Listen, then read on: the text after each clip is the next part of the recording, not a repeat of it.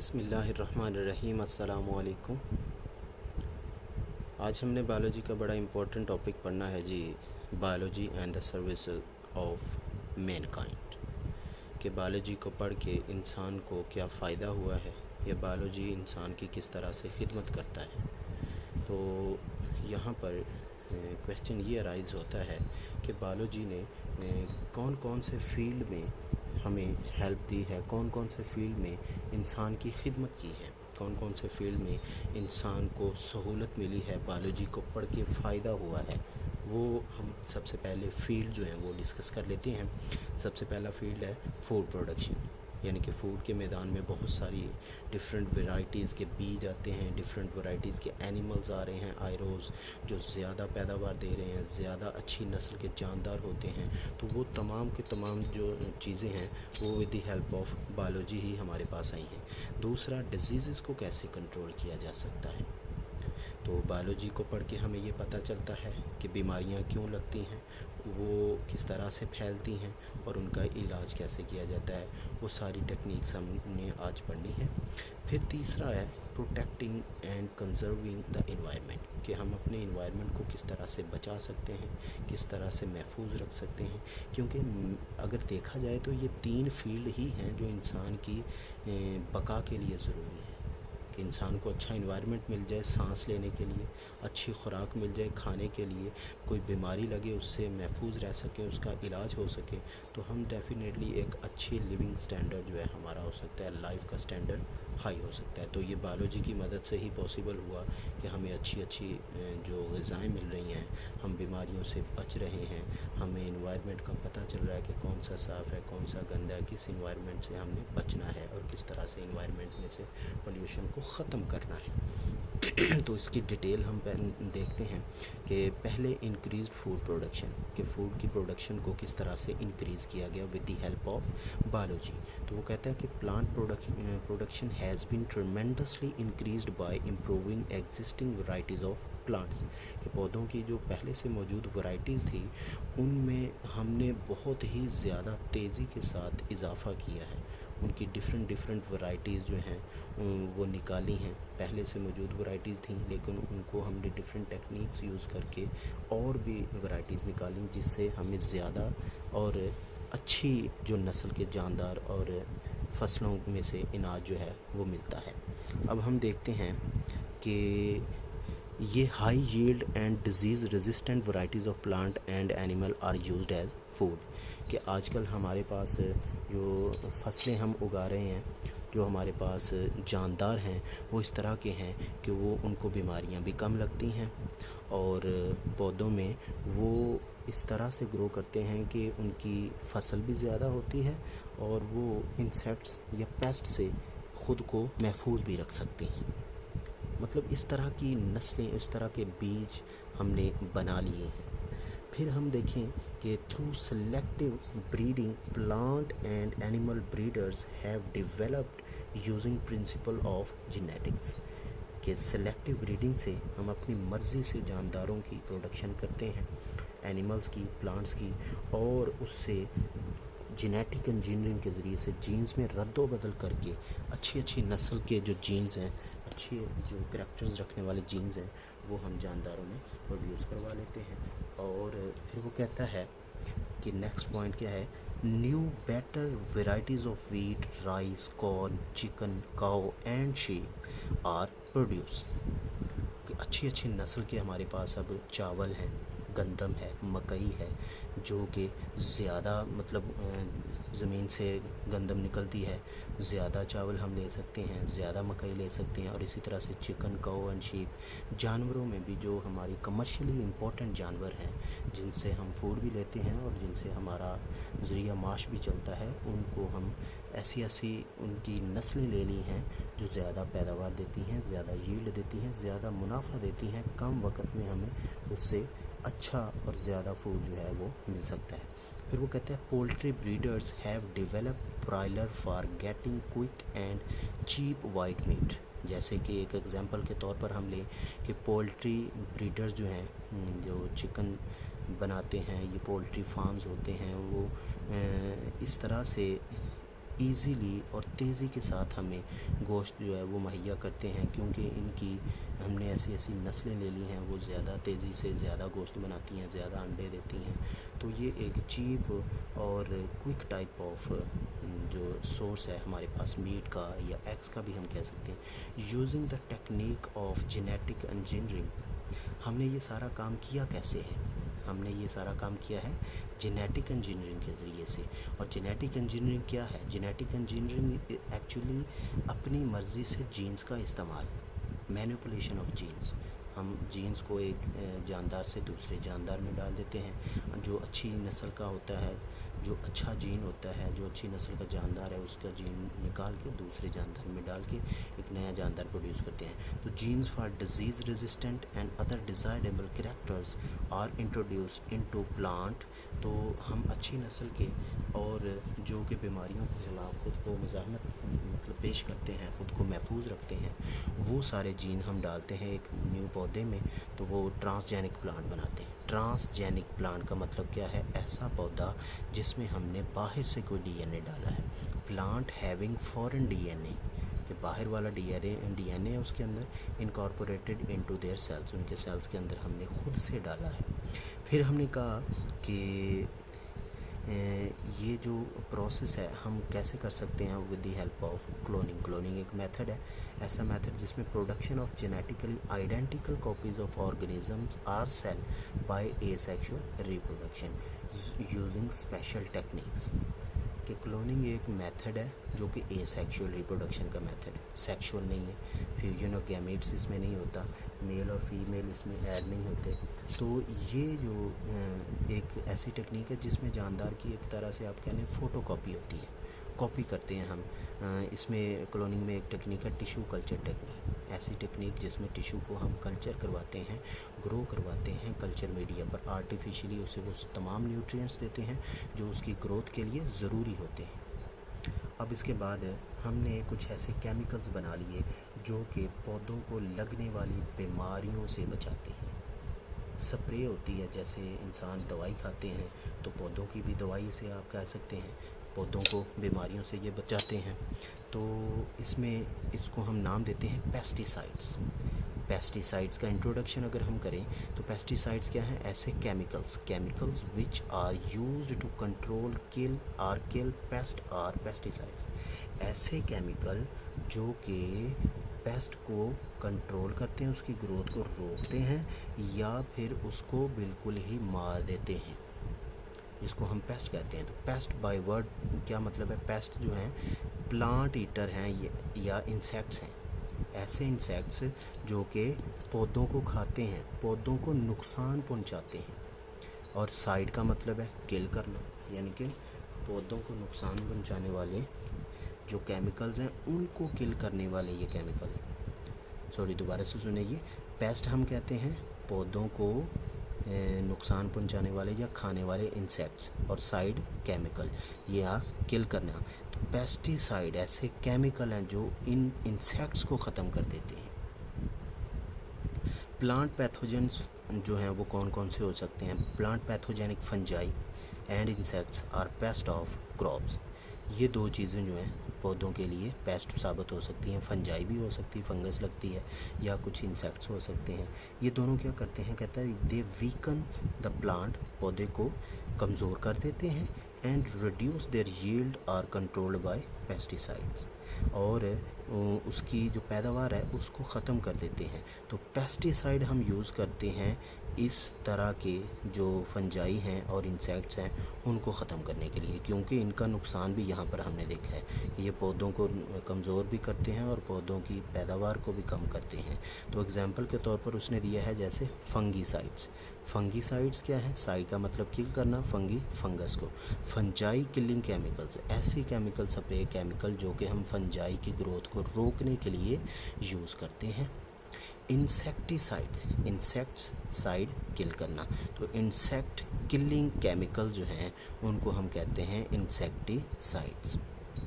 फिर हम देखते हैं डिसएडवांटेजेस कि अगर हम इन पेस्टिसाइड्स को यूज़ करते हैं, इन केमिकल को यूज़ करते हैं, इन स्प्रे को यूज़ करते हैं पौधों के ऊपर, तो पौधों को क्या नुकसान हो सकता है? इनका पौधों को डेफिनेटली नुकसान होगा क्योंकि ये टॉक्सिक हैं, तो ये टॉक्सिसिटी इंक्रीज़ करेंगे, डिफरेंट प्रॉब्लम्स ही उनके अंदर ह्यूमंस के अंदर क्रिएट करेंगे। वो प्रॉब्लम्स कौन सी हो सकती हैं? These also cause environmental pollutions. ये क्या कर सकते हैं? इन्वायरमेंटल पोल्यूशन काज कर सकते हैं, इन्वायरमेंट के अंदर एक पोल्यूशन काज करेंगे क्योंकि ये केमिकल जहरीले हैं इंसानों के लिए। फिर दूसरा उसने डिसएडवांटेज क्या बताया है? There are chances of insects to become resistant, कि यहाँ पर इंसेक्ट्स जो हैं वो रेजिस्टेंट भी हो जाते हैं, वो हीट हो जाते हैं। इन केमिकल का जो है उनके ऊपर कोई असर नहीं होगा।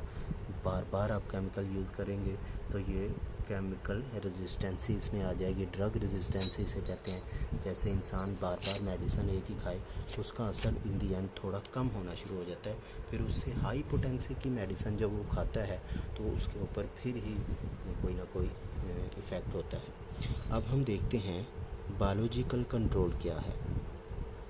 बायोलॉजिकल कंट्रोल, तो बायोलॉजिकल कंट्रोल हम कहते हैं, इसका इंट्रोडक्शन देखते हैं। The control of pest by some living organism is called biological control, कि पौधों को नुकसान पहुंचाने वाले जो पेस्ट हैं उनको हम बायोलॉजिकली कंट्रोल करें, किसी दूसरे ऑर्गेनिज्म की मदद से कंट्रोल करें। लिविंग ऑर्गेनिज्म जो हैं कम्पीट विद पेस्ट और इवन ईट देम अप, तो वो कुछ लिविंग ऑर्गेनिज्म ऐसे होते हैं जो इन पेस्ट को ख़त्म कर देते हैं या फिर इनके साथ लड़ाई करते हैं, इसकी ग्रोथ को रोकते हैं। जैसे कि उसने एग्जांपल दी है, एफिड जो है ये वालनट के दरख्त को ख़राब करता है, और ये किस तरह से ख़राब करता है कि वालनट का जो दरख्त है उसके अंदर जाके उसके स्टेम को सक करता है। तो इसको कंट्रोल कैसे किया जा सकता है? It is controlled by wasp, ये भीड़ के ज़रिए से हम कंट्रोल कर सकते हैं, क्योंकि वो कहता है कि वास्प जो है वो पैरासिटाइज द एफिड को एज अ होस्ट लेके उसके अंदर एज अ पैरासाइट रहता है और इसकी ग्रोथ को ख़त्म कर देता है। जब उसने ये रिप्रोडक्शन करनी होती है एग की, तो उसके अंदर ये प्रोसेस वो यूज़ करता है, एफिड को यूज़ करता है एज अ होस्ट। तो some bacteria are used as a biopesticides, तो कुछ बैक्टीरिया भी हम यूज़ करते हैं पेस्ट को ख़त्म करने के लिए, एज अ बायोपेस्टिसाइड भी ये यूज़ होते हैं। फिर हम देखते हैं इंटीग्रेटेड डिजीज़ मैनेजमेंट के कुछ ख़ास किस्म के तरीके, वो तमाम रेलिवेंट मेथड जिसके ज़रिए से हम बीमारी से पौधों को बचा सकते हैं, उसको हम कहते हैं इंटीग्रेटेड डिजीज़ मैनेजमेंट। यानी कि it is a particular disastrous disease is effectively control, कि जो बहुत ज़्यादा नुकसान पहुंचाने वाली बीमारियां हैं उनको हम इफ़ेक्टिवली कंट्रोल कर सकते हैं। कैसे? Are all common disease of plant can be effectively control. Effective control is done by using all relevant and appropriate method to disease control, कि उस बीमारी से बचने के लिए हम तमाम उसके रेलिवेंट और मुनासिब जो तरीके हैं उनको यूज़ करते हैं। उसमें लोगों को आगाह करना, उसको एड्स देना, टीवी के अंदर, अखबारों के अंदर, घर घर जाके सर्वे के ज़रिए से, हर वो तरीका हम यूज़ कर सकते हैं। Such an approach of disease control is called integrated disease management. इसको हम इंटीग्रेटेड डिजीज़ मैनेजमेंट कहते हैं। नेक्स्ट है फूड प्रोडक्शन को इन्हांस करने के लिए या पौधों में ये फसलों को अच्छा बनाने के लिए, अच्छी नस्लें लेने के लिए हम क्या करते हैं? हाइड्रोपोनिक कल्चर टेक्निक भी एक न्यू आई है। ये टेक्निक क्या है? This technique is used to test whether a certain nutrient is essential for plant or not. इसमें हम ये देखते हैं कि पौधों के लिए कुछ ख़ास किस्म के न्यूट्रिएंट ज़रूरी भी हैं या नहीं हैं, और ये प्रोसीजर होता कैसे है?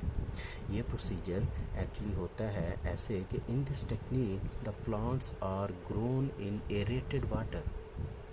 इस टेक्निक में हम पौधों को क्या करते हैं? एरेटेड वाटर में उगाते हैं, ऐसा पानी जो कि ज़मीन के अंदर नहीं है, यानी कि पौधों को ज़मीन में नहीं उगाना, एक आर्टिफिशियल मीडियम पर उगाना है, एरेटेड वाटर में। In aerated water mineral salts have been added, उसमें ये तमाम मिनरल्स और साल्ट वगैरह ऐड किए होते हैं पहले से, वो जो भी उसकी डिमांड होती है उसको पूरा करने के लिए। अब इसकी इम्पोर्टेंस क्या है? इम्पोर्टेंस अभी तक हाइड्रोपोनिक कल्चर टेक्निक जो है इफ़ेक्टिवली यूज़ नहीं हो रही, लेकिन फिर भी कहा जाता है कि कुछ खलाबाज जो हैं खला में सब्ज़ियाँ उगाने के लिए ये यूज़ करते होंगे। तो hydroponic farming is not yet feasible, अभी तक इतनी आसान नहीं है, बहुत एक्सपेंसिव टेक्निक है। Astronauts use it for growing vegetable, जो खलाबाज हैं वो वेजिटेबल्स उगाने के लिए इसको यूज़ करते हैं। Other techniques for food preservation, और कौन कौन सी टेक्निक हो सकती है, और कौन सी टेक्निक है जिसके ज़रिए से हम फूड प्रिजर्वेशन कर सकते हैं, खुराक को बचा सकते हैं, महफूज कर सकते हैं। महफूज किससे करना है जी? महफूज करना है हमने इसको ख़राब होने से, महफूज करना है इसको, इसमें से स्मेल ना आए, इसमें कोई जर्म्स जो हैं वो ग्रो ना कर जाएं, बैक्टीरिया वगैरह। तो different techniques of food preservations are developed, बहुत सारी डिफरेंट टेक्निक्स जो हैं वो हमने डेवलप की हैं कि ख़ुराक को हम ख़राब होने से बचा सकें। This is for protecting food from spoilage and for its use and transport over long distance without damaging it's quality, कि हमने इसको ट्रांसपोर्ट करना हो एक इलाके से दूसरे इलाके में, एक मुल्क से दूसरे मुल्क में ख़ुराक लेके जाते हैं, लंबे डिस्टेंसेस को तय करवाने हों, तो उसके लिए हम ये फूड प्रिजर्वेशन की डिफरेंट टेक्निक्स जो हैं जो हमने मुतारफ़ करवाई हैं with the help of biology, वो हम यूज़ करेंगे। लाइक एक टेक्निक है पास्चराइजेशन। पास्चराइजेशन ऐसी टेक्निक है जिसमें हम क्या करते हैं, ये हीट के ज़रिए से जर्म्स को ख़त्म करते हैं। तो this technique is developed by Lewis pasture. Lewis pasture ने इस टेक्निक को मुतारफ़ करवाया था। This technique is widely used for the preservation of milk and milk product. तो दूध और दूध से बनी चीज़ों को हम जर्म से महफूज रखने के लिए, ख़राब होने से बचाने के लिए हम ये टेक्निक यूज़ करते हैं, जिसमें हम चीज़ों को गर्म करते हैं, स्पेसिफिकली दूध को गर्म करके उसको बीमारी लगने से बचाते हैं। अब हम देखते हैं कि किस तरह से डिजीज़ को कंट्रोल किया जाता है। ये सेकंड मेजर जो सर्विस है बायोलॉजी की, सेकंड मेजर सर्विस कौन सी है बायोलॉजी की? Disease control. तो डिजीज़ को कंट्रोल करने के लिए बायोलॉजी ने हमें किस तरह से हेल्प किया? सबसे पहले प्रिवेंटिव मेजर्स, हमें एहतियाती तदाबीर बताई हैं, कुछ ख़ास किस्म के ऐसे काम हैं जो हमें बताए हैं कि नहीं करने, जिसकी वजह से ये बीमारी लग सकती है, उन कामों से हमने बचना है। तो प्रिवेंटिव मेजर्स पहले बताएं। फिर हमें बताया वैक्सीनेशन एंड इम्यूनाइजेशन क्या है, कि कुछ बीमारियां जो हैं उससे महफूज होने के लिए आपने वैक्सीन लेनी है, और कुछ ऐसी बीमारियां हैं जिनके ख़िलाफ़ आपने ड्रग्स यूज़ करनी है, मेडिसिन लेनी है, जीन की थेरेपी होनी है, जीन को ही चेंज कर देना है। तो ये सारी चीज़ें क्या हैं, किस तरह से ये हेल्प करती हैं, ये हम अभी देखते हैं। तो पहली है प्रिवेंटिव मेजर्स। प्रिवेंटिव मेजर्स, एहतियाती तदाबीर। The advances in biological sciences have provided information about the causative agent of disease and their mode of transmission. तो ये दो चीज़ें इसने बताई हैं हमें, एक तो कॉजेटिव एजेंट के बारे में बताया है, ये वाली चीज़ कॉजेटिव एजेंट, और दूसरा देयर मोड ऑफ ट्रांसमिशन, कि ये किस तरह से आगे ट्रांसमिट होता है, कोई भी बीमारी जो लगाने वाला जर्म कौन सा है और वो कैसे किसी भी बॉडी के अंदर इंटर होता है। तो ये दो चीज़ें पता लग जाएं तो हम उस बीमारी से बच सकते हैं, कि बीमारी फैलाने वाला जानदार कौन है और वो बीमारी फैलाने वाला जानदार हमारी बॉडी में आता कैसे है, वो काम ही नहीं हम करेंगे। फॉर एग्जांपल कहता है एड्स। एड्स बाय वर्ड क्या है? Acquired immuno deficiency syndrome. Acquired का मतलब होता है जो हम एनवायरनमेंट से हासिल करते हैं, immuno related to immune system, deficiency जिसमें इम्यून सिस्टम डेफिशिएंट हो जाता है, सिंड्रोम बीमारियों का ग्रुप जिसमें बहुत सारे सिम्टम्स होते हैं और बीमारी का कोई ख़ास एक सिम्टम नहीं होता, डिफरेंट बीमारियां लग जाती हैं इकट्ठी। AIDS is abbreviation of acquired immuno deficiency syndrome. It is caused by HIV virus. देखें पॉजिटिव एजेंट का हमें पता चल गया यहाँ पर कि कौन बीमारी पैदा कर रहा है, वायरस, और ये वायरस का नाम क्या है? HIV, human immuno deficiency virus. ऐसा वायरस जो कि इंसानों के अंदर उसका इम्यून सिस्टम डेफिशिएंट कर देता है, human immuno deficiency virus. It spreads through free sexual contacts. और ये बीमारी कैसे ट्रांसमिट हो रही है ये भी बता रही है बायोलॉजी कि ये फ्री सेक्सुअल कॉन्टैक्ट से हो रही है, ब्लड ट्रांसफ्यूजन से हो रही है, कंटेमिनेटेड सिरिंजेस को यूज़ करने से हो रही है। तो ये सारे काम हम नहीं करेंगे तो डेफिनेटली उस बीमारी से बच जाएंगे। अब इसी तरह से दूसरी एक एग्जांपल दी है हेपेटाइटिस। हेपेटाइटिस जो है, हेपाटाइटिस ये क्या है, हेपेटिक से निकला है, हेपेटिक रिलेटेड टू लीवर, टाइटस का मतलब होता है इन्फ्लेमेशन। तो लीवर की इन्फ्लेमेशन जो है इसको हम कहते हैं हेपाटाइटिस। तो ये लीवर की इन्फ्लेमेशन क्यों होती है, वायरस से, हेपेटाइटिस वायरस से। पॉजिटिव एजेंट का हमें पता चल गया। और ये कैसे फैलता है, ये भी कंटेमिनेटेड सिरिंजेस के यूज़ से, ये भी ब्लड ट्रांसफ्यूजन से, ये भी सेक्सुअल कॉन्टैक्ट से होती है। तो डेफिनेटली हम क्या करेंगे, ये सारे कामों से बच जाएंगे अगर हमें इस बीमारी से बचना है तो। अब नेक्स्ट जो टेक्निक है वो है इम्यूनाइजेशन एंड वैक्सीनेशन। ये बड़ी ही इम्पोर्टेंट टेक्निक है बीमारियों से बचने के लिए। और कहता है कि many disease such as polio, whooping cough, measles, mumps, it can easily be controlled by vaccination और शॉट्स। कि जो पोलियो है, ये काली खांसी है, खसरा है, कनपेड़े हैं, इस तरह की जितनी भी बीमारियां हैं जो पिछले ज़माने में बहुत ज़्यादा ख़तरनाक थीं, उनको हम वैक्सीनेशन के ज़रिए से कंट्रोल कर सकते हैं। अब ये कंट्रोल वैक्सीनेशन के ज़रिए से जो करना है, ये टेक्निक किसने मुतारफ़ करवाई है और ये कैसे हम इसमें डिजीज़ से बचते हैं। एडवर्ड जेनर एक साइंटिस्ट था जिसने इस टेक्निक को मुतारफ़ करवाया और 1796 के अंदर उसने इसको मुतारफ़ करवाया था। और उसने किया क्या था कि उसने कॉपॉक्स पस इज़ नोन एज वैका। वैका जो है ये लैटिन वर्ड है जिसका मतलब होता है काउ। उसने कॉपॉक्स के पास सेल लेके और एक बच्चे को जो है वैक्सीनेटेड किया था, स्मॉल पॉक्स की बीमारी से बचाया था। ये टेक्निक जो है ये बड़ी रिस्की सी थी। उसने डायरेक्टली कॉपॉक्स के पास सेल्स लेके बच्चे में डाले और उस बच्चे के अंदर फिर कुछ दिनों के बाद इम्यूनिटी डेवलप हो गई। फिर उसने कुछ और लोगों के अंदर पास सेल्स डाले कॉपॉक्स के पास सेल्स लेके, तो वो सारे जो बंदे हैं वो इम्यून हो गए स्मॉल पॉक्स की बीमारी से। तो ये उन दिनों के अंदर जो स्मॉल पॉक्स की बीमारी है ये बड़ी एपिडेमिक थी, लोग इससे मर रहे थे। तो इसने इस बीमारी का इलाज जो है वो निकाला और लोगों की ज़िंदगियों को बचाया।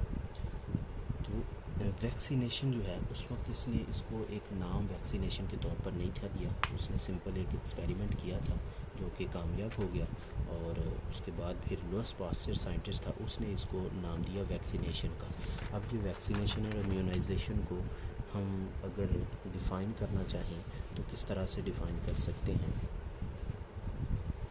अच्छा जी,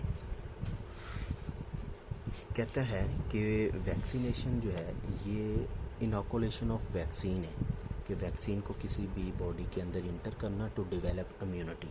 तो अगर इम्यूनिटी डेवलप हो जाए तो उस टेक्निक को हम इम्यूनाइजेशन कहते हैं। कि development of immunity after inoculation of vaccine is immunisation.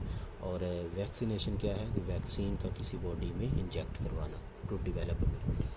Next third जो सर्विस है बायोलॉजी की इन डिज़ीज़ कंट्रोल, डिजीज़ को कंट्रोल करने के लिए, उसमें क्या है, ड्रग ट्रीटमेंट है और जीन थेरेपी है।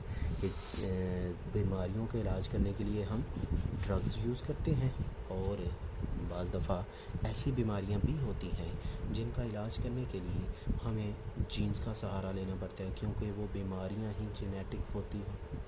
तो जेनेटिक लेवल पर इलाज करने के लिए जीन थेरेपी भी है। तो सबसे पहले ड्रग्स कौन सी, एंटीबायोटिक्स। एंटी का मतलब अगेंस्ट, बायोटिक्स हम देखते हैं। If a person become sick with disease he is subjected to the action of antibiotics. अगर वो बीमार है तो हम उसे एंटीबायोटिक्स के ज़रिए से उसका इलाज कर सकते हैं। एंटीबायोटिक्स कैन किल बैक्टीरिया, क्योंकि ये बैक्टीरिया की ग्रोथ को रोकते हैं या बैक्टीरिया को मार गिराते हैं। तो the antibiotics are useful in bacterial disease.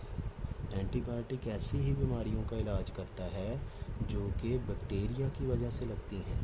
only when bacteria have not developed resistant to antibiotics, और सिर्फ उस वक्त तक इलाज कर सकता है जब तक वो बैक्टीरिया इस ड्रग के ख़िलाफ़ रेजिस्टेंट नहीं हुआ। मतलब क्या है कि अगर बार बार आप एक ही मेडिसिन, एक ही जो एंटीबायोटिक लेंगे तो उसकी वजह से वो बैक्टीरिया रेजिस्टेंट हो जाएगा, उसके ऊपर कोई असर नहीं होगा इस केमिकल का, इस मेडिसिन का, इस जो एंटीबायोटिक का आप जो यूज़ कर रहे हैं, तो फिर वो ड्रग रेजिस्टेंसी उसके अंदर आ जाएगी। तो फिर वो कहता है बाज़ दफ़ा हम रेडियोथेरेपी भी यूज़ करते हैं। और रेडियोथेरेपी किस लिए यूज़ होती है? Radiotherapy is used in cancer. इसको हम कैंसर के अगेंस्ट इलाज करने के लिए यूज़ करते हैं। In radiotherapy the cancer part is exposed to short wave radiation. जो कैंसरस हिस्सा होता है उसके ऊपर हम ये ख़ास किस्म की रेडिएशंस डालते हैं which come from radio active material, जो कि रेडियो एक्टिव मटीरियल से निकल के आती हैं ये शुआएँ, एंड रिपीटेडली उनके ऊपर ये मारी जाती हैं एट रेगुलर इंटरवल, वक्फे के बाद। फिर क्या होता है कि वो कैंसर सेल्स इन रेडिएशंस की वजह से ख़त्म हो जाते हैं। तो पाकिस्तान में कहता है कि बहुत सारे ऐसे सेंटर हैं रेडियोथेरेपी के जो कि रेडिएशंस के ज़रिए से कैंसर का इलाज करते हैं। कीमोथेरेपी एक थर्ड टाइप है। ये डिजीज़ को कंट्रोल करने के लिए कीमोथेरेपी भी किसके लिए यूज़ होती है? It is used against cancer. In chemotherapy certain anti cancerous chemicals are administered to the patients and at regular interval. कुछ ख़ास किस्म के कैंसर को ख़त्म करने वाले केमिकल बॉडी में डाले जाते हैं डिफरेंट वक्फ़ों के बाद, और वो बॉडी के अंदर जो कैंसरस सेल्स हैं उसको ख़त्म कर देते हैं। These chemicals may kill both cancerous and normal sales. Normal sales को भी ख़त्म कर देते हैं। बाज़ दफ़ा आपने देखा होगा, बाज़ दफ़ा लोग जो है ना वो कैंसर वाले गंजे हो जाते हैं, सर के बाल उनके उतर आते हैं। जब वो कीमोथेरेपी स्पेसिफिकली करवाते हैं तो उनको ये साइड इफ़ेक्ट्स बहुत ज़्यादा होते हैं इस तरह के। फिर आ जाता है जीन थेरेपी। तो जीन थेरेपी क्या है इसको देख लेते हैं। जीन थेरेपी कहता है ऐसी टेक्निक है जिसमें हम न्यू जीन इंसर्ट करते हैं किसी भी जानदार के अंदर। क्यों इंसर्ट करते हैं? क्योंकि उसका अपना जीन जो है डिफेक्टिव हो गया है या वो काम नहीं कर रहा और उसकी वजह से कोई बीमारी उसको लग गई है, और उस बीमारी का इलाज कोई ड्रग्स नहीं है, कोई मेडिसिन नहीं है, वो सिर्फ़ और सिर्फ जीन की वजह से ही ठीक होनी है। तो डिफेक्टिव जीन को निकाल देना है हमने और उसकी जगह पर एक न्यू जीन लगा देना है, न्यू जीन इंसर्ट कर देना है, जिसे हम जीन थेरेपी कहते हैं। थेरेपी कहते हैं इलाज को है, जीन की वजह से इलाज। This is technique, a new technique has been developed to repair defective gene. कि डिफेक्टिव जीन को हम सही करने के लिए ये टेक्निक यूज़ करते हैं। इन this technique normal gene is isolated. कि नॉर्मल एक हेल्दी जीन हम लेते हैं किसी भी ऑर्गेनिज्म से, किसी पर्सन से, किसी चीज़ से, और is isolated and inserted it into the host, और इसको हम किस में डाल देते हैं? होस्ट की बॉडी के अंदर थ्रू बोन मैरो सेल्स। तो उसकी बोन मैरो सेल्स के ज़रिए से भी ये हम डालते हैं। दिस इज़ न्यू टेक्निक, और ये एक न्यू टेक्निक है। और जीन थेरेपी हम जेनेटिक डिसऑर्डर्स जो होते हैं, जो कि आप कह सकते हैं फैमिलीज़ में रन करते हैं, जो कि आप कह सकते हैं आपको पैदाइशी भी बाज़ दफ़ा मिले होते हैं, बाज़ दफ़ा जीन जो हैं वो एबनॉर्मल हो जाते हैं किसी दूसरी वजह से भी। तो इनको कंट्रोल करने के लिए हम यूज़ करते हैं ये जीन थेरेपी। फिर हमने अभी पढ़ना है integrated disease management. Integrated disease management, इसका इंट्रोडक्शन लेते हैं सबसे पहले। इंटीग्रेटेड डिजीज़ मैनेजमेंट क्या है? Combating disease utilising all methods as and when required and ensuring a participation of community in this program is known as integrated disease management। ये किसी भी बीमारी से लड़ने के लिए हम तमाम तरीक़ों को इस्तेमाल करते हैं, जब भी ज़रूरत होती है, जहाँ भी ज़रूरत होती है, और उसमें हम कम्युनिटी को भी इन्वॉल्व करते हैं, लोगों को भी इस प्रोग्राम में शामिल करते हैं ताकि इस बीमारी से हम बच सकें। और this requires awareness of community about the severity of the problem, it's causes and remedies. और इसमें कहता है कि इलाज मुआवजे के लिए, बीमारी से बचने के लिए हमें लोगों की हेल्प की ज़रूरत होती है, लोगों को अवेयर करने की ज़रूरत होती है, लोगों को बताने की ज़रूरत होती है। आपने बहुत सारी बीमारियां देखी होंगी, आए रोज़ हमारे इलाकों में, हमारे इर्द गिर्द फैल जाती हैं, जिसके बारे में हमें टीवी के ऊपर बताया जाता है, जिसके बारे में हमें अखबारों के ऊपर बताया जाता है, जिसके बारे में हमें स्कूलों में बताया जाता है।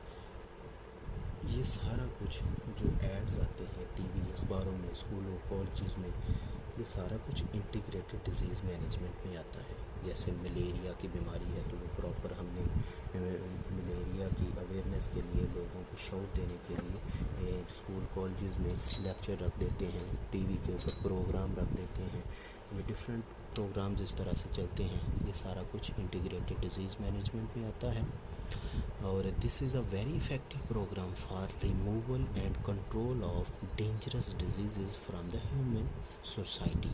तो कहता है कि ये जो बहुत ही ख़तरनाक बीमारियां होती हैं, उनसे बचने के लिए बड़ा ही इफ़ेक्टिव प्रोग्राम है।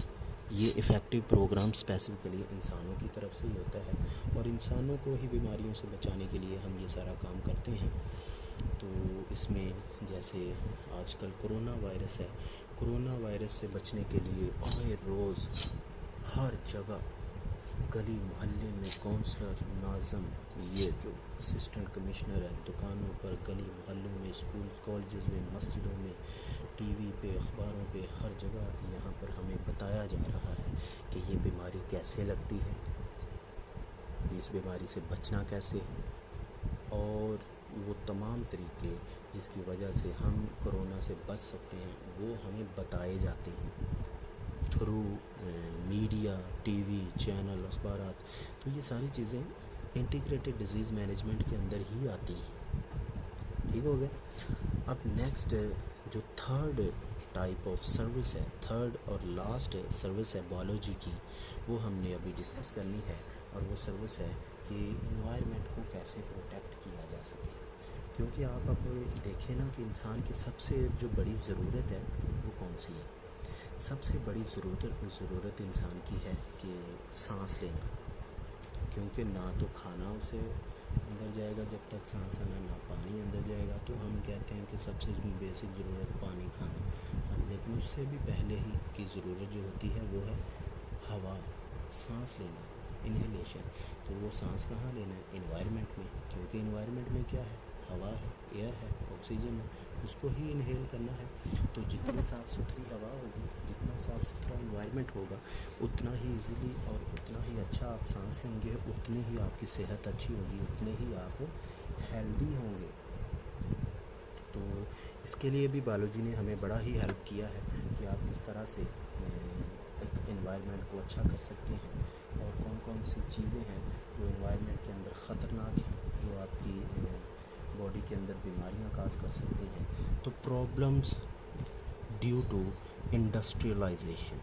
सबसे पहले इस वर्ड इंडस्ट्रियलाइजेशन को हम समझते हैं कि जो इंडस्ट्री डेवलप हो रही है, जो वक्त के साथ साथ जितनी भी तरक्की हम कर रहे हैं, इंडस्ट्रीज़ लग रही हैं, फैक्ट्री लग रही हैं, मिलें लग रही हैं, ये इंडस्ट्रियलाइजेशन, ये मॉडर्नाइजेशन भी हम कह सकते हैं, मॉडर्न वर्ड आ गई है। कि पहले लोग आप देखें कि सिंपल से उनका लाइफस्टाइल था, कोई इतनी ज़्यादा फैक्ट्रियाँ, मिलें नहीं थी, कोई इतनी ज़्यादा आराम नहीं था। लाइफ जो है वो बड़ी सादा थी और बड़ी मुशक्क़त वाली थी। बॉडी इसमें बड़ी एक्टिव होती थी। लेकिन जैसे जैसे इंसान में तरक्की, इस तरक्की को हम कहते हैं कि इंडस्ट्रियलाइजेशन या मॉडर्नाइजेशन। इंडस्ट्री लगती गई, इंसान मॉडर्न होता गया, उसे अच्छा खाना मिलता गया, अच्छी सेहत मिलती गई, अच्छा इन्वायरमेंट मिलता गया, तो वो और ज़्यादा एक बेटर लिविंग कंडीशन में आ गया। उसकी वजह से पॉपुलेशन भी बढ़ती गई। अब पॉपुलेशन जैसे जैसे बढ़ेगी, डेफिनेटली वसाइल भी कम होंगे और मसाइल भी जन्म लेंगे। क्योंकि पॉपुलेशन की ज़रूरियात भी होती हैं, खाना भी होता है, पीना भी होता है, रहना भी होता है, जगह भी घेरनी है। इसका मतलब है जो कल्टीवेटेड ज़मीन है वो अब कॉलोनियों में चली जा रही है। अब खेत नहीं उग रहे, प्लांट्स नहीं है, ट्रीज़ नहीं है, वो सारी तो कॉलोनियाँ जो बन रही हैं, क्योंकि इंसानों की रहाइश का बंदोबस्त भी करना है, पॉपुलेशन ज़्यादा, अब खाना भी कम हो रहा है लेकिन खाने की ज़रूरत तो है, वो ज़रूरत भी पूरी होगी। ये सारे मसाइल जो हैं वो पॉपुलेशन की वजह से हैं, पॉपुलेशन का प्रेशर इसे आप कह सकते हैं कि ज़्यादा पॉपुलेशन के बढ़ने से ये वसाइल जो हैं वो जन्म लेते हैं। अब हमने ये देखना है कि इंडस्ट्रियलाइजेशन से प्रॉब्लम्स कौन सी आई हैं। Industrialisation has helped mankind to raise living standards, कि इंसान का जो लिविंग स्टैंडर्ड है उसको इंडस्ट्रियलाइजेशन ने, इंडस्ट्रीज़ बनने से क्या हुआ, इंक्रीज़ हो गया, उसको हाई कर दिया। At the same time it has destroyed our environment. क्या हुआ कि सेम वक्त में हमें नफ़ा तो हुआ, फ़ायदा तो हुआ, लेकिन सेम वक्त में हमें नुकसान भी बड़ा हुआ। और वो नुकसान क्यों हुआ, क्योंकि पॉपुलेशन बढ़ने से पोल्यूशन बढ़ गई। बाय इंडस्ट्रीज से क्या हुआ, tons of industrial waste and effluents in solid, liquid और gas form are being injected into the environment, कि सॉलिड, लिक्विड या गैस की फॉर्म में इंडस्ट्री का वेस्ट, इंडस्ट्री के टॉक्सिक मटेरियल, इफ्लुएंट कहते हैं टॉक्सिक मटेरियल, जो इंडस्ट्री का गंद होता है, वो निकल के कहाँ जा रहा है, एनवायरनमेंट के अंदर, injected into the environment. Environment के अंदर हम धकेले जा रहे हैं, पानी गंदा किए जा रहे हैं, फैक्ट्रियों को धुएँ से हवा गंदी हुई जा रही है, वो सारी फ़िज़ा को ख़राब किए जा रहा है। लेकिन दूसरी तरफ हमें फ़ायदा भी हो रहा है, लेकिन नुकसान ज़्यादा हो रहा है, लेकिन इंसान इस बात को समझता नहीं है। These effluents frequently contain sizable amount of certain very toxic, even carcinogenic material। इतने जहरीले होते हैं, और बाज़ दफ़ा कुछ तो ऐसे हैं जो कि कैंसर काज करते हैं, कैंसरस मटेरियल होता है, तो कैंसर काज करने वाले मटेरियल को खारिज करते हैं एनवायरनमेंट में। फिर वो कहता है heavy metals like lead from automobiles, जो आपकी गाड़ियाँ, उनके धुएं में लेड के कंपाउंड होते हैं, heavy metal. Chromium from tanneries, जो खालें रंगने के कारखाने हैं, ये चमड़ा बनाने वाली कंपनियां हैं, they are played havoc to human health, मतलब तबाह कुन जो काम है इससे हो रहे हैं।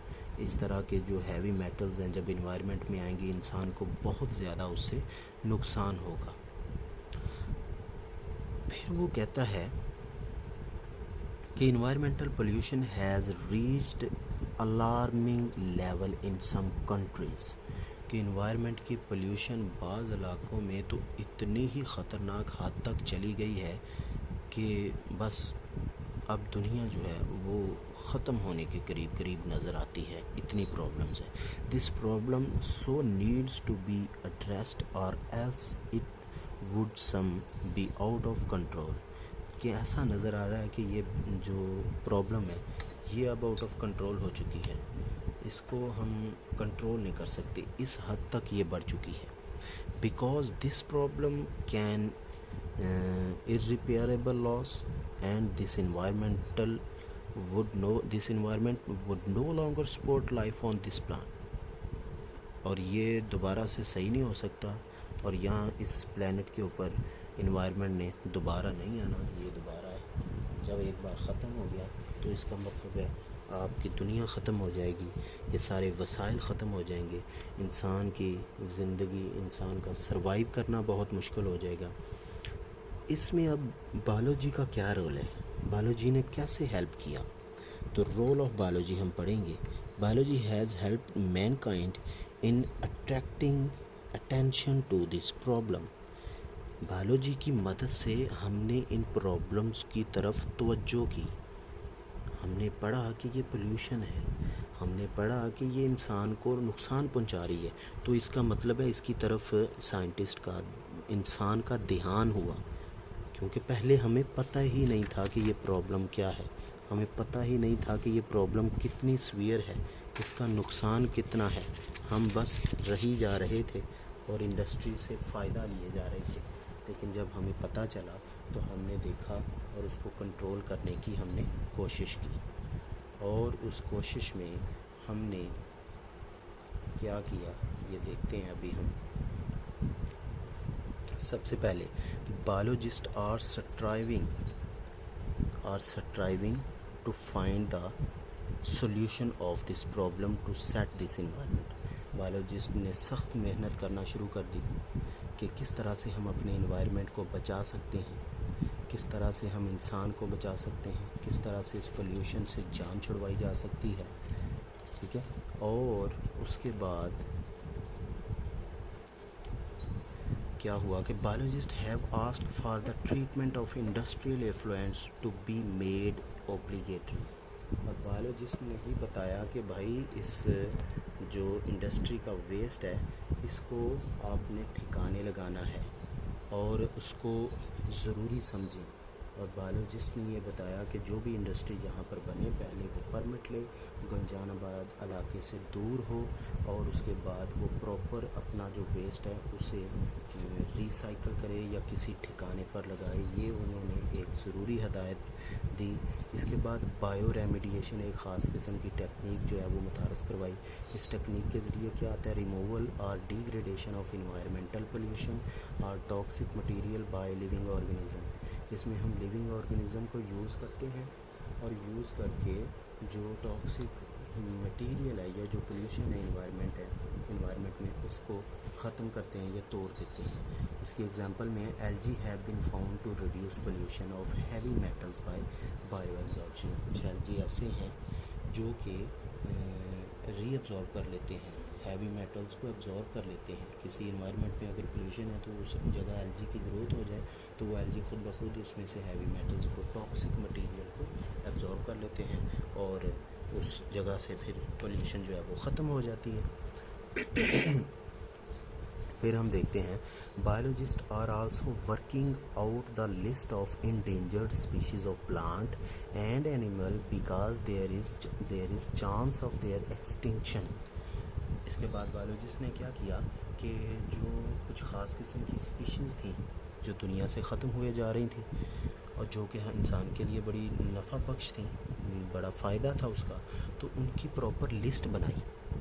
उनकी प्रॉपर लिस्ट बना के इंसान को बताया कि ये चीज़ें हमें बड़ा फ़ायदा दे रही हैं, इन चीज़ों को बचाओ। उनकी प्रॉपर लिस्ट बना के उनको बचाने की टेक्निक्स भी बताई कि इनकी ब्रीडिंग करनी है, इनको किस तरह से ग्रो करवाना है दोबारा से। तो ये सारा काम जो है वो बायोलॉजी की मदद से ही हुआ। उसके बाद वो कहता है इन्वायरमेंटल पोल्यूशन इन पाकिस्तान। कि पाकिस्तान में अगर हम इन्वायरमेंटल पोल्यूशन की बात करें तो पाकिस्तान जो है ये एक नेशनल प्रॉब्लम है पोल्यूशन के लिहाज से। पोल्यूशन पाकिस्तान में बहुत ज़्यादा है। Our rivers canals are highly polluted with the mixing of city sewage and industrial waste. के शहरों का गंद जो सीवेज है, गंदा पानी उनके घरों का, वो भी कहाँ आ रहा है, इस नहरों में, नदी नालों में, और ये सारे पानी को पोल्यूट कर रहा है। इसी तरह से the life in fresh water of Pakistan is toward decline. तो जो पानी के अंदर रहने वाली लाइफ है, जो स्पेशली आप फ़िशेस की बात करें, फ़िशेस ख़त्म हो रही हैं, कम हो रही हैं, उनकी पॉपुलेशन जो है वो बहुत थोड़ी हो रही है। Fish population have been mostly adversely affected. ज़्यादातर जो है वो फ़िश पॉपुलेशन कहता है कि इससे इफ़ेक्टेड हो रही है। In cities the exhaust from automobile is enormously adding lead into atmosphere. और जो शहरों में गाड़ियों का धुआं है वो हवा में ये हैवी मेटल जो है लेड है, इसको इन्वायरमेंट में शामिल कर रहा है, जिससे बहुत सारे मसाइल जन्म ले रहे हैं। इन्वायरमेंट जो है वो पोल्यूट हो रहा है, हवा में पोल्यूशन फैल रही है। There is a need of use of lead free petrol to reduce the pollution. कि लेड फ्री पेट्रोल यूज़ करने की ज़रूरत है। पानी में मौजूद जो फ़िशेज़ हैं उनको बचाने की ज़रूरत है। जो जानवर ख़त्म होने वाले हैं उनको बचाने के लिए ज़ू में उनको ब्रीड करवाने की ज़रूरत है, उनकी नई नस्ल लेने की ज़रूरत है, ताकि ये एक्सटिंक्ट स्पीशीज़ जो ना हों, इंडेंजर्ड स्पीशीज़ की लिस्ट से ये निकल के दोबारा से इन स्पीशीज़ की जो तादाद है वो बढ़ जाए। तो इस तरह से इन्वायरमेंट को हम बचा सकते हैं। यानी कि बायोलॉजी को पढ़ के हमें ये फ़ायदा हुआ कि हमें पता चला इन्वायरमेंट में पोल्यूशन कितनी है और वो पोल्यूशन जो है वो किस तरह से फैल रही है। फिर हमें पता चला कि इस पोल्यूशन को हमने कंट्रोल कैसे करना है, इसकी वजह से मसाइल कौन से जन्म ले रहे हैं। तो ये सारी चीज़ें हमने पढ़ी हैं with the help of biology और सीखी हैं with the help of biology. अब बड़ा ही इम्पोर्टेंट टॉपिक है और बड़ी ही इम्पोर्टेंट टेक्निक है जो कि मुतारफ़ करवाई है बायोलॉजी ने ही, और बायोलॉजी के अंदर डिफरेंट साइंटिस्ट ने काम किया और काम करके ये एक ख़ास किस्म की टेक्निक को मुतारफ़ करवाया जिसका नाम है क्लोनिंग। अब इसमें हम देखते हैं कि क्लोनिंग हम क्यों यूज़ करते हैं, इसके फ़ायदे क्या हैं और इसकी वजह से किस किस तरह के जानदार हम बना सकते हैं। तो क्लोनिंग अभी हमने पहले भी किया है, उसकी डेफिनेशन की है। उसमें हमने देखा क्लोनिंग एक एसेक्सुअल जो रिप्रोडक्शन की टेक्निक है जो कि हम यूज़ करते हैं किसी भी ऑफस्प्रिंग या किसी भी ऑर्गेनिज्म या एक सेल की मल्टीपल कॉपीज़ लेने के लिए। उसी तरह की ख़ास जो कॉपीज़ जो हैं, एक ख़ास डिज़ायरेबल करैक्टर रखने वाला जानदार है हमारे पास, तो उसी तरह की मल्टीपल कॉपीज़ हम एक जानदार की बना सकते हैं with the help of this technique जिसको हम कहते हैं क्लोनिंग। अच्छा, अब हम ये देखते हैं कि क्लोनिंग जो है वो क्यों करते हैं। क्लोनिंग ऐसी टेक्निक है जो हम ईओजेनिक एम हासिल करने के लिए करते हैं। Achieving eugenic aim. Eugenic aim हम किसे कहते हैं कि हमारा डिज़ायरेबल करैक्टर रखने वाला कोई जानदार है, उसको प्रोड्यूस करने का जो हमारा मकसद है उसे हम ईओजेनिक एम है कहते हैं। और क्लोनिंग के ज़रिए से पैदा होने वाले जानदार को हम क्या कहते हैं, क्लोनिंग के ज़रिए से पैदा होने वाले जानदार को क्लोन कहते हैं। तो इसको डिफ़ाइन हम कैसे करेंगे, it is defined as a cell or individual and all its asexual produced offspring. All members of clone are genetically identical except when a mutation occur. यानी कि जो क्लोनिंग के ज़रिए से हमने पैदा किए हैं जानदार, वो एसेक्सुअली ही पैदा किए हैं, तो उसके जितने भी मेंबर्स हैं वो क्लोन कहलाते हैं। और क्लोन जो हैं वो जेनेटिकली आइडेंटिकल होते हैं, यानी कि एक ही जैसे होते हैं, सेम टू सेम होते हैं। तब तक सेम होते हैं जब तक जीन्स में कोई म्यूटेशन ना आ जाए। अगर म्यूटेशन आ जाए, कोई चेंज आ जाए, सडन चेंज उसके डीएनए में, तो उसकी वजह से वो जो जेनेटिकली आइडेंटिकल नहीं भी रह सकते, नहीं तो वो सेम टू सेम जानदार रहेंगे। इसकी एग्जांपल में कौन कौन से जानदार हैं, वो कहता है no normal animal reproduce naturally by cloning. Normally animal जो हैं वो क्लोनिंग के ज़रिए से पैदा नहीं होते। कुछ जानदारों में कहता है ये काम होता है, जैसे कि इंसेक्ट्स है उसने बात की, और जैसे कि प्लांट्स हैं, प्लांट्स में भी क्लोनिंग या सेक्सुअल रिप्रोडक्शन का जो मेथड है वो यूज़ होता है, लेकिन ज़्यादातर सेक्सुअल रिप्रोडक्शन ही होती है प्लांट्स में भी और एनिमल्स में भी। सबसे पहले जो क्लोन है वो किसने बनाया, या क्लोनिंग की जो टेक्निक है किसने मुतारिफ करवाई, ये एक साइंटिस्ट था स्कॉटलैंड का, जो कि 1997 में जिसने ये टेक्निक जो है इसके ऊपर काम किया था। और इसके ऊपर काम करके उसने क्या बनाया था, एक शीप का क्लोन तैयार किया था, उसकी एक कॉपी तैयार की थी। और उसके बाद फिर ये डिफरेंट मैमल्स जो हैं इससे हमने बनाए हैं। माइसिस जो हैं इससे बना सकते हैं, कॉज इससे बना सकते हैं। इसका प्रोसीजर क्या है, ये किस तरह से आप एक क्लोन बना सकते हैं, एक ऐसा जानदार बना सकते हैं जो कि बिल्कुल आपके डिज़ायरेबल करैक्टर रखने वाला हो, ऐसे जीन्स रखने वाला हो जो कि आपको चाहिए। यानी कि सेम टू सेम एक जानदार की कॉपी आपने करनी है, तो उस जैसा जानदार दूसरा कैसे बना सकते हैं, उसका प्रोसीजर हम देखेंगे। प्रोसीजर क्या है, न्यूक्लियस कहता है from fertilised egg is removed. सबसे पहले हम क्या करते हैं, किसी एक फर्टिलाइज्ड एग का न्यूक्लियस निकाल देते हैं, और उसके बाद then a nucleus from a cell of fully developed individual is inserted in its place. यानी कि एक सेल हमने लिया जो कि फर्टिलाइज था, उस सेल का हमने निकाल लिया न्यूक्लियस, और जब न्यूक्लियस हमने निकाल लिया उसकी जगह पर हमने किसी दूसरे जानदार का, जो जानदार हमें चाहिए या जिस जानदार की तरह की कॉपीज़ हमने तैयार करनी है, उस जानदार का हमने डीएनए निकाल के इस पहले वाले सेल में डाल दिया जिसमें से हमने न्यूक्लियस निकाला था, रिप्लेस कर दिया। फिर हमने ये altered zygote is then implanted in a suitable womb. तो हमने क्या किया कि ये जो आल्टर्ड ज़ाइगोट है, ये ऐसा सेल जो हमने बनाया है जिसमें हमने अपने पसंद का न्यूक्लियस डाला है, इसको हम इम्प्लांट करवा देते हैं एक सूटेबल वोम के अंदर। वोम किसे कहते हैं? वोम हम कहते हैं यूट्रस को, ऐसे यूट्रस जो कि इन डेज़ में हो जब उसके अंदर ये ज़ाइगोट जो है वो रिसीव वो कर सके। तो इम्प्लांटेशन जब हो जाती है उसके बाद दिस वोम या इन वोम इट कंप्लीट्स इट्स डेवलपमेंट। तो ये जो सेल है इसकी डेवलपमेंट होती है, वो डेवलप हो जाता है 1 सेल से 2 सेल में, 2 सेल से 4 सेल्स में, 4 सेल से फिर वो उसकी पूरी बॉडी बन जाती है, वो फुली एक ऑर्गेनिज़म के अंदर डेवलप हो जाता है। तो जब फुली ऑर्गेनिज़म के अंदर डेवलप हो जाता है तो वो जब जानदार पैदा होता है डेवलप होके, जिस जानदार की बर्थ होती है, वो जानदार सेम टू सेम उस जैसा होता है जो हमने उसके अंदर जीन इंसर्ट किया है। यानी कि हमने डिज़ायर्ड जेनेटिक मेकअप वाला जो एक डीएनए उस सेल में डाला था, उस ऑर्गेनिज़म के अंदर डाला था जब वो फर्टिलाइज्ड एग था, तो वो सारा का सारा जेनेटिक मेकअप वही सेम टू सेम उसमें आ जाता है। तो उसे हम कहते हैं क्लोन। तो वो कहता है new individual formed in this way it is a genetically identical. जो न्यू जानदार पैदा होगा वो same to same genetically identical होगा, सेम उस तरह का होगा। Clone of individual whose nucleus was use, उस जिस जानदार का हमने न्यूक्लियस यूज़ किया है सेम उसी जैसा होगा। और यही हमारा यूजेनिक गेम था, हम उसी जैसा जानदार पैदा करना चाहते थे और वो हमने कर लिया। एक और मेथड है जिसके ज़रिए से हम क्या करते हैं, हम एक इंडिविजुअल तैयार करते हैं जो कि हूबहू दूसरे इंडिविजुअल जैसा होता है।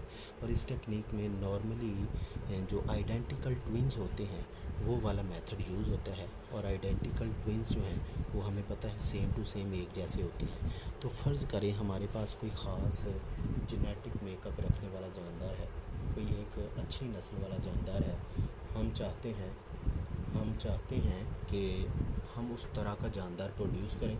तो उस तरह का जानदार प्रोड्यूस करने के लिए हम उस जानदार का फर्टिलाइज्ड एग लेते हैं और वो फर्टिलाइज्ड एग हम उसको जब वो 2 सेल स्टेज में होता है उसको हम सेग्रीगेट कर देते हैं। सेग्रीगेट करने का मतलब क्या है, तो उन 2 सेल्स को अलहदा कर देते हैं। यानी कि एक अच्छी नस्ल वाला जानदार जब उसके अंदर एग फर्टिलाइज्ड हो गया, वो फर्टिलाइज्ड एग ने एक ही जानदार आगे बनाना है अगर डेवलप हुआ, लेकिन हमने उसको 2 सेल स्टेज तक ग्रो होने दिया और 2 सेल स्टेज के बाद हमने उन दोनों सेल्स को अलहदा कर दिया।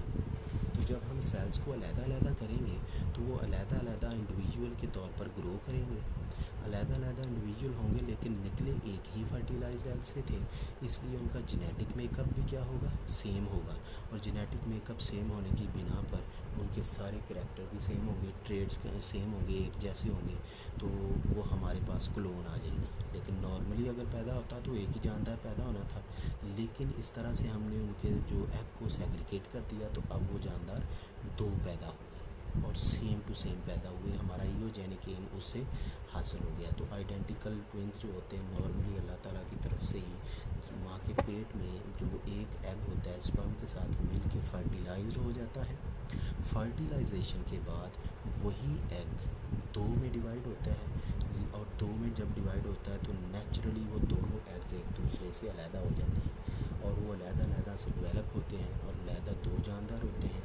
तो सेम टू सेम वो दोनों जो हैं वो उनके ट्रेड्स होते हैं, एक ही जैसे वो जानदार होते हैं। इसमें होता क्या है कि नेचुरली अभी तक ये रीज़न पता नहीं चली कि आइडेंटिकल ट्विन्स में ये दोनों एग्स जो हैं ये अलहदा से क्यों होते हैं, लेकिन हम ये प्रोसेस सेम आइडेंटिकल ट्विन्स वाला क्लोनिंग के अंदर यूज़ कर लेते हैं और अपना डिज़ायरेबल जेनेटिक मेकअप जो है इसे हासिल कर लेते हैं। बाज़ दफ़ा कुछ जानदार जो हैं, आपने सुना होगा, वो 2 से 3, 4 उनके मतलब बच्चे भी होते हैं, तो वो बाज़ दफ़ा 3 सेल स्टेज पर भी अलहदा हो सकते हैं, तो वो 3 जो है वो जानदार पैदा हो सकते हैं। यानी कि फर्टिलाइज्ड एग अगर 3 सेल स्टेज पे है तो 3 जानदार हो सकते हैं, 4 सेल स्टेज पे और चारों सेल अलहदा हो गए तो 4 जानदार भी हो सकते हैं। तो ये जो डॉग्स वगैरह हैं या जो भेड़ बकरियाँ हैं, इनके बच्चे बाज़ दफ़ा 1, 2, 3 भी होते हैं, तो इनके अंदर यही प्रोसेस होता है। तो हम ये देख लेते हैं अदर मेथड में वो क्या कह रहे हैं। कहते हैं कि another type of cloning is the division of a single egg or early embryo into one or more separate embryos. कि हम क्लोनिंग के दूसरे मेथड में क्या करते हैं, सिंगल एग लेते हैं और वो सिंगल एग जो है या एम्ब्रियो है वो एक से ज़्यादा स्टेज में होता है। 2 सेल स्टेज में जब होता है तो उन दोनों सेल्स को हम अलहदा कर लेते हैं। जब अलहदा करते हैं तो वो 2 अलहदा एम्ब्रियो के तौर पर एक्ट करते हैं। This is the same process that normally creates identical twins. ये वही प्रोसेस है जिसमें नॉर्मली आइडेंटिकल ट्विंस पैदा होते हैं, नेचुरली होते हैं, लेकिन हम उसी प्रोसेस को आर्टिफिशली करवा देते हैं। Offspring from this type of cloning are genetically identical. तो इस प्रोसेस में पैदा होने वाले जानदार जेनेटिकली आइडेंटिकल होते हैं, यानी कि उनका जेनेटिक मेकअप सेम होता है, वो बिल्कुल एक जैसे जानदार लगते हैं, क्योंकि एक ही सेल जो है वो सेग्रीगेट हुआ है, तो सेम टू सेम उनके करैक्टर्स होते हैं। फिर हमने कहा but carry chromosomes from each of 2 parents. तो 2 में से एक पेरेंट के जो क्रोमोसोम उसमें होते हैं। This type of cloning has been used to produce cattle and farm animals. तो ये कैटल्स और फार्म एनिमल्स को प्रोड्यूस करने के लिए हम ये ज़्यादातर यूज़ करते हैं। और जैसे ये जो दौड़ में हिस्सा लेने वाले रेसेस के घोड़े हैं, ये बड़ी अच्छी नस्ल के होते हैं और ये बड़ी नायाब नस्ल होती है, बड़ी महंगी होती हैं। तो इस तरह के न्यू हॉर्सेस पैदा करने के लिए हम क्लोनिंग की टेक्निक भी यूज़ कर सकते हैं।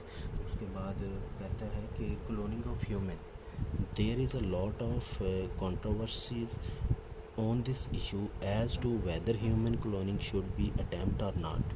बहुत सारी इसके ऊपर बहस जारी है।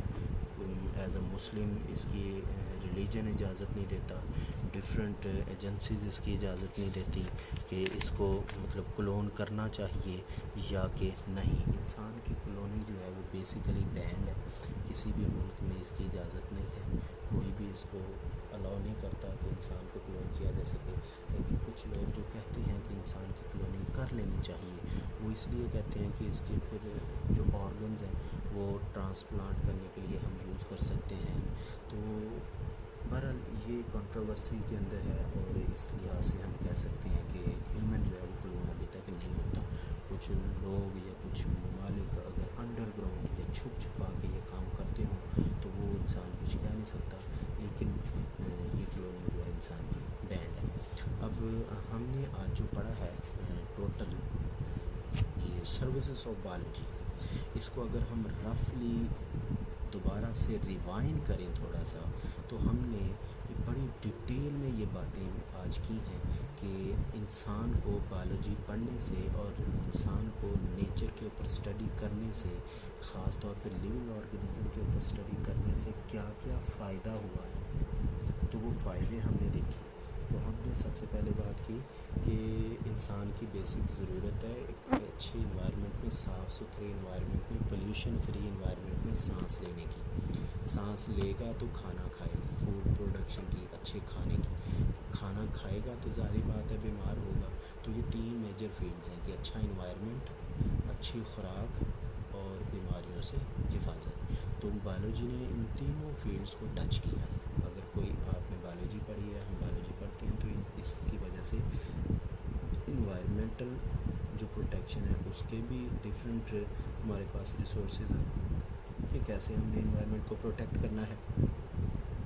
फूड की प्रोडक्शन के मैदान में भी हमें पता चला कि हमने अच्छी और ज़्यादा खुराक कैसे लेनी है।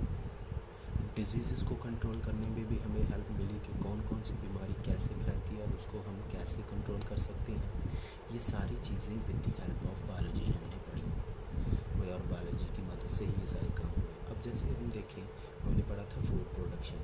फूड प्रोडक्शन में हमने देखा कि ज़्यादा खुराक जैसे जैसे पोल्यूशन बढ़ रही है उसको ज़्यादा खुराक चाहिए, कम वक्त में चाहिए, तो फूड प्रोडक्शन के मैदान में बायोलॉजी की मदद से वैरायटीज़ को इम्प्रूव किया, अच्छी नस्ल की जो जानदार प्रोड्यूस होना शुरू हो गए, अच्छी ज़्यादा यील्ड देने वाले पौधे हमने ले लिए, ऐसे पौधे हमने बना लिए, ऐसे बीज बना लिए जो कि ज़्यादा यील्ड देते हैं और ख़ुद ही बीमारियों से महफूज रहते हैं, डिसीज़ रेजिस्टेंट होते हैं। इसके बाद बहुत सारी केमिकल्स बना लिए बायोलॉजी की मदद से, पेस्टिसाइड्स जिन्हें हम कहते थे, जो कि पौधों को नुकसान पहुंचाने वाले जानदारों को खुद ब खुद ख़त्म करते हैं। जैसे हमने पढ़ा फंगीसाइड, इंसेक्टिसाइड्स, इंसेक्ट्स और फंगस को ख़त्म करने वाले केमिकल्स। फिर हमने पढ़ा कि बायोलॉजिकल कंट्रोल के कुछ नेचुरल ऑर्गेनिज़म हैं जो पौधों को नुकसान पहुंचाने वाले जानदारों को ख़त्म कर देते हैं। एफिड को ख़त्म करने के लिए वो आस्पेक्ट पेड़ है नेचुरली। फिर हमने बात की कि इंटीग्रेटेड डिजीज़ मैनेजमेंट है कि पौधों को बीमारियां जो लगती हैं इसको कंट्रोल करने के लिए नेचुरली ऐसे हम मेथड यूज़ करें, ऐसी चीज़ें यूज़ करें, ऐसी अवेयरनेस यूज़ करें जिससे हम इस बीमारी से बच सकते हैं। किसी भी पौधे को किसी भी तरह की जो बीमारी लगती है उससे बचाने के लिए हम तमाम मेथड्स यूज़ करते हैं इंटीग्रेटेड डिजीज़ मैनेजमेंट के अंदर। फिर हमने देखा कि सॉइल को कंज़र्व कैसे किया जाता है, ज़मीन को कैसे बचाया जाता है, ज़मीन में न्यूट्रिएंट्स को कैसे बचा सकते हैं, किसी पौधे की डिमांड को कैसे पता लगा सकते हैं, उसके न्यूट्रिएंट्स का कैसे पता लगा सकते हैं। उसमें एक टेक्निक हमने पढ़ी hydroponic culture technique. Hydroponic culture technique में हमने देखा कि पौधों को हम एरेटेड वाटर में उगाते हैं। फिर हमने देखा कि फूड को ख़राब होने से कैसे बचा सकते हैं, पास्चराइजेशन की टेक्निक उसमें हमने देखी। पास्चराइजेशन के अंदर हम क्या करते थे कि हीट के ज़रिए से बैक्टीरिया को किल करते थे मिल्क और मिल्क प्रोडक्ट्स में से। और इसके बाद हमने देखा कि डिजीज़ को कैसे कंट्रोल किया जाता है। डिजीज़ को कंट्रोल करने के लिए हमें 3 चीज़ें देखी बायोलॉजी की मदद से कि प्रिवेंटिव मेजर्स, हमें एहतियाती तदाबीर भी बायोलॉजी पढ़ने से ही मिली कि कौन सी बीमारी कैसे फैलती है और कौन सी बीमारी को फैलाने वाला जरासीम कौन सा है, वो हम काम ही नहीं करते।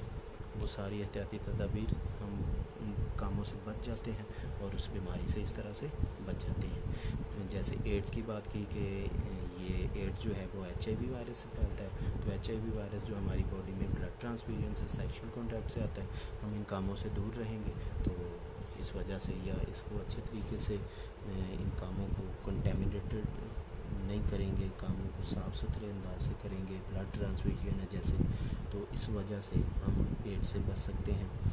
ऐसे ही हेपेटाइटिस हमने देखा, हेपेटाइटिस वायरस से लगती है और हेपेटाइटिस वायरस जो है ये भी ब्लड ट्रांसफ्यूजन से, सेक्सुअल कॉन्टैक्ट से और डिफरेंट इस तरह के कामों से होता है, तो उन कामों से हम बच के हेपेटाइटिस से बच सकते हैं। फिर हमने देखा वैक्सीनेशन और इम्यूनाइजेशन की टेक्निक क्या है कि किसी डेड जरासीम को बॉडी में इंजेक्ट करवाने का मकसद क्या है कि बॉडी के अंदर इम्यूनिटी पैदा हो, और इम्यूनिटी पैदा अगर हो जाए तो उस टेक्निक को हम इम्यूनाइजेशन कहते हैं। एडवर्ड जेनर ने सबसे पहले ये काम किया था, उसके बाद फिर लुईस पास्चर ने इस टेक्निक को प्रॉपर नाम दिया वैक्सीनेशन एंड इम्यूनाइजेशन। और ये कॉपॉक्स जो है इसके पास सेल लेके पहले एक पर्सन को इम्यून किया गया था, तो उसी के नेम पर ये वैक्सीनेशन जो है वो उसी के नेम पर निकाला गया। फिर हमने कहा कि ड्रग्स के ज़रिए से भी ट्रीटमेंट कर सकते हैं। ड्रग्स के ज़रिए से ट्रीटमेंट कैसे करना है, डिफरेंट एंटीबायोटिक्स आ गई जो कि बैक्टीरिया की ग्रोथ को ख़त्म करती हैं, और अगर एंटीबायोटिक से इलाज ना हो तो फिर हमने कहा कि जीन थेरेपी कर सकते हैं, जीन को डिफेक्टेड जीन को निकाल के, या फिर कैंसरस जो पेशेंट्स हैं उनका इलाज करने के लिए रेडियोथेरेपी या रेडिएशंस डाल के, या फिर कीमोथेरेपी या केमिकल्स के ज़रिए से मेडिसिन यूज़ करके, ऐसी हैवी मेडिसिन होती है जो कि डिफरेंट इंटरवल्स के बाद यूज़ करते हैं, उससे हम कैंसर का इलाज करते हैं। और फिर हमने देखा कि जो इन्वायरमेंटल प्रोटेक्शन है वो किस तरह से करते हैं। इन्वायरमेंटल प्रोटेक्शन में बायोलॉजी की मदद से हमें पता चला कि पोल्यूशन क्या है, इससे पता चला पोल्यूशन फैलती कैसे है, इंडस्ट्रियलाइजेशन से और इस तरह के डिफरेंट कामों से। और फिर हमने ये देखा कि उसका साइड इफ़ेक्ट क्या हो रहा है, फिर हमने उसको ठीक करने के लिए भी डिफरेंट टेक्निक्स देखी कि बायोलॉजी की मदद से हमने कैसे इन्वायरमेंट को बचाने की जो तदाबीर हैं वो सोची और उसके ऊपर काम हो रहे हैं, रिसर्चेज़ हो रही हैं। फिर हमने लास्ट वाला जो टॉपिक पढ़ा था वो कौन सा था, वो था क्लोनिंग, जो कि मोस्ट इम्पॉर्टेंट टॉपिक था इस पूरे लेसन में। क्लोनिंग इज़ एक्चुअली रिप्रोडक्शन की एक ऐसी टाइप है जिसमें हम हूबहू एक जानदार की कॉपी तैयार कर लेते हैं या एक सेल की कॉपी तैयार कर लेते हैं, और वो जो कॉपी होती है उसे हम क्लोन का नाम देते हैं। और क्लोनिंग के दो मेथड्स हैं, एक ऑर्गेनिज्मिक क्लोनिंग है, पूरा ऑर्गेनिज्म तैयार कर लेते हैं, एक जाइगोटिक क्लोनिंग है, एक जाइगोट को सेग्रीगेट कर देते हैं। ऑर्गेनिज्मिक क्लोनिंग में हमने कहा कि एक ख़ास जेनेटिक मेकअप रखने वाला जानदार है, तो उस जानदार के सेल के न्यूक्लियस को निकाल के हम एक फर्टिलाइज्ड एग के सेल के अंदर डाल देते हैं, उसका न्यूक्लियस को निकाल के। तो वो फर्टिलाइज्ड एग जिसमें हमने अपना डिज़ायर्ड न्यूक्लियस डाला है उसको हम किसी सूटेबल वूम में डालते हैं। उसकी फिर इम्प्लांटेशन के बाद वो डेवलपमेंट होती है, डेवलपमेंट के बाद जब वो बर्थ होती है ऑफ स्प्रिंग, वो सेम टू सेम हमारा डिज़ायर्ड जेनेटिक मेकअप वाला होता है, उसको हम कहते हैं क्लोन। और इसी तरह से जाइगोटिक क्लोनिंग जो है वो आइडेंटिकल ट्विंस के मेथड के ज़रिए से होती है कि एक फर्टिलाइज्ड एग जब 2 सेल स्टेज पे होता है तो उन दोनों सेल्स को हम अलहदा कर देते हैं, वो अलहदा एम्ब्रियो के तौर पर एक्ट करते हैं, और इस तरह से उनकी डेवलपमेंट जो है वो हो जाती है ऑफ स्प्रिंग के तौर पर, और वो सेम टू सेम होते हैं एक जैसे। और ये सारा मेथड हम यूज़ क्यों करते हैं, कमर्शियली इम्पोर्टेंट जो जानदार हैं, कैटल्स हैं और फार्म्स एनिमल हैं, इनको लेने के लिए हम ये काम करते हैं।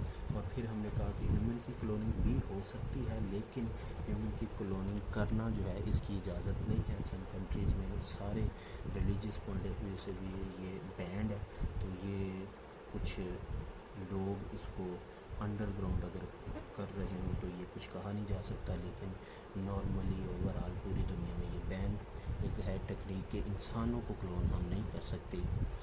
अगर इंसानों को आने वाले वक्त में क्लोन किया जाता है तो इसका मकसद ये होगा कि उसके जो ऑर्गन्स हैं उनको हम ट्रांसप्लांट करवा सकें किसी पेशेंट्स के अंदर। बहरहाल ये था आज का हमारा जो टोटल लेसन, जो कि अबाउट था services of biology for Mankind.